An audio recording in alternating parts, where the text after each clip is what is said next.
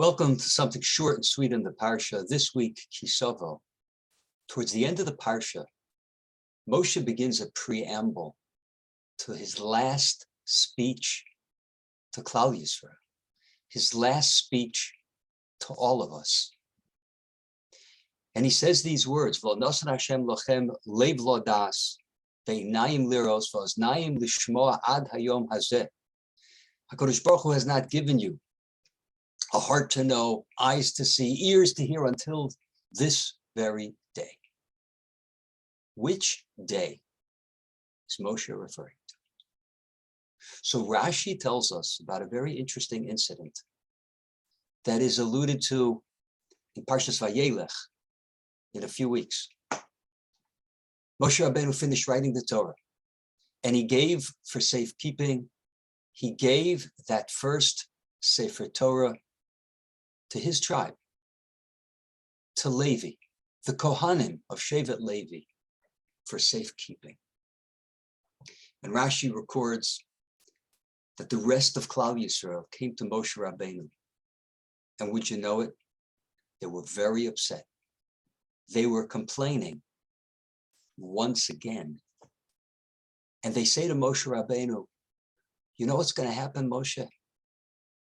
Years from now, Shevet Levi is going to say to us, Moshe Rabbeinu gave us the Torah and to no one else. They said, Moshe Rabbeinu, why are you giving them the Torah? Give it to us as well. What do you think Moshe Rabbeinu's reaction was? Maybe he would hit the floor, daven, like he did in the past. Do you think he would be very upset? Rashi continues to tell us that Rashi was sameach. He was very happy.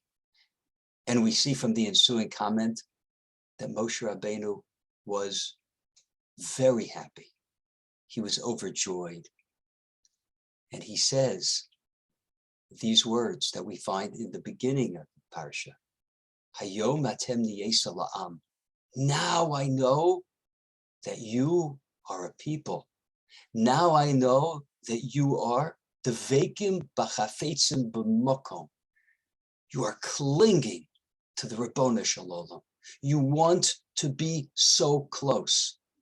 You don't want there to be any time in the future where all of Klal Yisrael won't be close to the Ribono Shel Olam. It's very strange, isn't it? These are the people that came out of Mitzrayim. These are the people, their parents, who held so tenaciously to nationhood throughout the years of Mitzrayim. These are the people that received the Torah. They said, Na'aseh v'nishma, sight unseen. They were ready to accept the Torah from HaKadosh Baruch Hu. These are the people of which the Navi Yirmiyahu said, Zacharti l'chesed l'urayich avas klulosayich lechtech acharei b'midbar. The prophet lauds the Jewish people for going out into the desert and showing such devotion, such commitment, such love to the Ribono Shel Olam, that they were willing to go out, uncharted territory, dangerous area. They were willing to follow Hashem.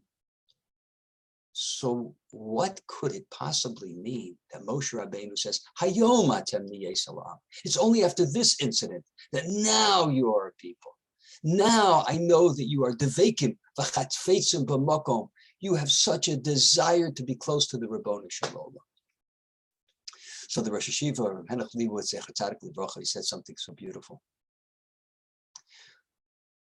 Personal piety, personal observance doesn't necessarily give us a good indication of who a person is.